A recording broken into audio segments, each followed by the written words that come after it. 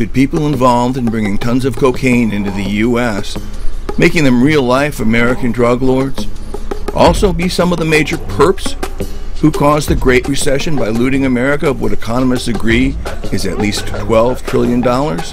I've spent 6 years investigating a CIA operation run out of Tampa, Florida, by a tight-knit group of operatives, some of whom have worked together for more than 30 years, that became a Rosetta Stone for deciphering CIA crime. What they were doing was the CIA double dip, the same jack-of-all-trades agents working like utility infielders on both drug trafficking and massive financial crime. One of those operatives is Adnan Khashoggi, whose record of unpunished and therefore state-sponsored financial crime goes back at least 40 years. Beyond even the savings and loan scandal, where he was in business with Mario Renda, the biggest looter of SNLs in the country, by far. No, there is no equality in life.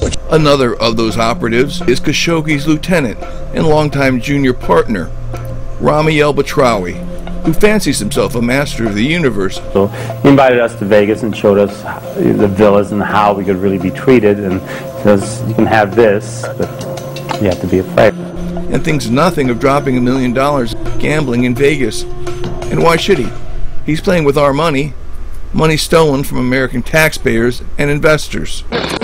A quick look at previous collapses of the economy indicates the looting becoming more and more systematic. October 29th, 1929, Black Tuesday. After peaking at 381 1/4, by July of 1932, the Dow Jones average had fallen to just 41 1/4, its lowest level in the 20th century. 89% of the wealth of America that had been invested in stocks was gone. 1986, the SNL scandal begins.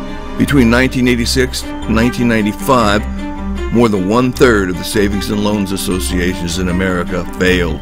Criminal referrals from regulators provided a roadmap for Justice Department prosecutors, and eventually more than 1,000 bankers like Charles Keating, whose failed savings and loan cost taxpayers $3.4 billion, were convicted and went to jail. 2008, the Great Recession. Economists calculate the cost of the Great Recession as at least $12.8 trillion and perhaps as much as $25 trillion. At least $20,000 for every American alive. American workers' average lifetime incomes fell by almost $150,000. If regulators made criminal referrals to the Justice Department after the Great Recession began, no one ever heard about them. No bankers went to prison. One reason they didn't can be gleaned from events which took place at the same time that trillions of dollars were beginning to disappear from the American financial system, never to be seen again. Following the saga of 2 American planes from St. Petersburg, Florida, that were busted 18 months apart in the Yucatan, carrying a total of 10 tons of cocaine, led to this amazing discovery. In the U.S., the biggest drug traffickers, the ones who operate with seeming impunity and never seem to get caught, are often also involved in massive and unpunished financial fraud. This story began when planes based at the Clearwater St. Petersburg Airport began getting in big trouble in Mexico after being caught carrying multi-ton loads of cocaine. Well, 10 tons of cocaine and jets from Tampa Bay. Mexican police say their drug lords are buying cargo planes right here in Pinellas County. But here in the States, their owners, who included the politically prominent, as well as a surprising number of people with ties to the CIA, hadn't even been arrested. Fox 13's Craig Patrick is live out at the St. Pete Clearwater Airport to show why our government can't stop them. Craig. Well, Kelly, we can all see the commercial airlines. They rent the space right here at the terminal, but there are also private businesses that rent space on the other side of the tarmac, and Homeland Security does not keep track of what they sell or who buys it. Mexican soldiers found more than 5 tons of cocaine on a DC-9 jet. Then this Gulfstream jet crashed near Cancun. Look at the bags. Mexican police found another 3.5 tons of cocaine in the wreckage. The Mexican officials now say drug lords bought both jets from St. Pete Clearwater Airport. When it turned out that the drug planes that were based there weren't even being investigated by local law enforcement authorities, people in the Tampa St. Pete Bay area began to get more than a little upset. You want to know what's coming in and what's going out, and if they're not keeping track of that, anything could happen. Private plane brokers rent space at the public airport and sell jets for profit. Mexican police say members of their Sinaloa drug cartel showed up with money and made off with jets. Renting out space, you'd think there'd be a lot more paperwork involved. Despite the much ballyhooed war on drugs, officials were falling all over themselves, declaiming any responsibility. Airport director said it's not his job to scrutinize his tenants. The FAA said it's not their job either. Homeland Security also does not police who buys and sells private jets at our public airports. Neither does the Transportation Security Agency. They screen every passenger, but they don't screen smugglers who want to buy entire jets. They make you take your jacket off, they make you take your belt off, they make you take almost everything off, and here you've got a major drug dealer doing something right in our own backyard, and there's no law to stop that from happening. While most people go to jail or pay big fines for carrying small amounts of illegal drugs, the owners of the drug planes apparently had a green light from the DEA to import tons of cocaine. DC-9, for example, was tricked out to impersonate planes from the Department of Homeland Security. And despite being parked just 100 yards from the major Caribbean interdiction facility of the Coast Guard, which belongs to Homeland Security, nobody there ever said a word about it.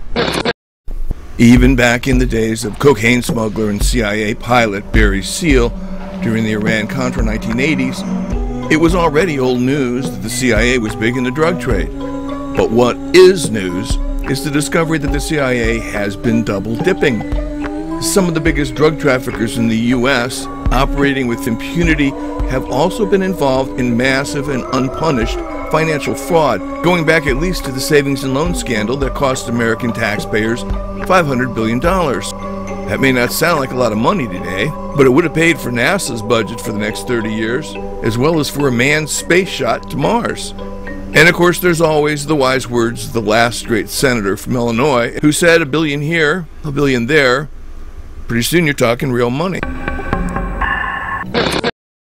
Not only were Adnan Khashoggi, Michael Farkas, and Stephen Adams engaged in concealing, harking, sheep-dipping is the term the spooks use, drug planes from St. Petersburg, Florida that were busted in Mexico with 10 tons of cocaine. They were also in business together in a continuing criminal enterprise to defraud investors and the U.S. government of hundreds of millions of dollars in a huge stock scam called Stock Walk, which led to what was at the time the biggest brokerage collapse since the Great Depression. The scheme involved manipulating the stock of 3 thinly traded companies: Genesis Intermedia, Holiday RV, and Imperial Credit Industries. And the same 3 men, Michael Farkas, Stephen Adams, and Adnan Khashoggi, that were parking the planes used in the massive drug smuggling, controlled the stock of all 3 companies.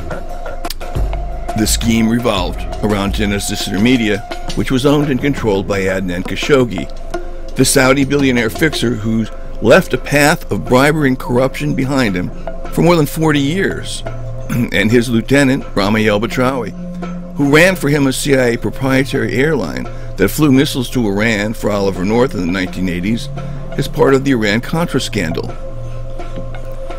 The second company involved was an RV dealership in South Florida called Holiday RV. Holiday RV was owned by Skyway founder Michael Farkas, and its biggest investor, the man who would soon take it over, was Stephen Adams, a secretive Midwestern media baron who personally bought $1 million of billboard advertising to help George W. Bush's 2000 presidential campaign. Even masters of the universe make mistakes, but this one robbed them of plausible deniability and exposed them to the world for the parasitic grifters and fraudsters they truly are. They exhibited sloppy tradecraft, which in spookdom are the skills needed to conduct clandestine activities without being discovered. If you want people to think that 50 American airplanes were sold to the Sinaloa cartel one by one by innocent and blissfully oblivious American owners, they probably shouldn't also be colluding together to commit massive financial fraud running into the hundreds of millions of dollars. And it's an especially big red flag if the lead company in your financial fraud, Genesis Intermedia, had been incorporated by an attorney from Baton Rouge who used to be the house lawyer for the biggest drug smuggler in American history, CIA pilot Barry Seal.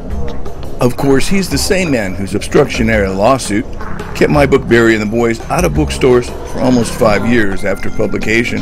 But then going up against the boys has never been easy. The book is still available, along with my other book, Welcome to Terrorland, and all 6 of my documentaries, but only on my website. A quick visit to the store tab will show you how much of America's secret history you may be still missing. Please show your support and help us drag it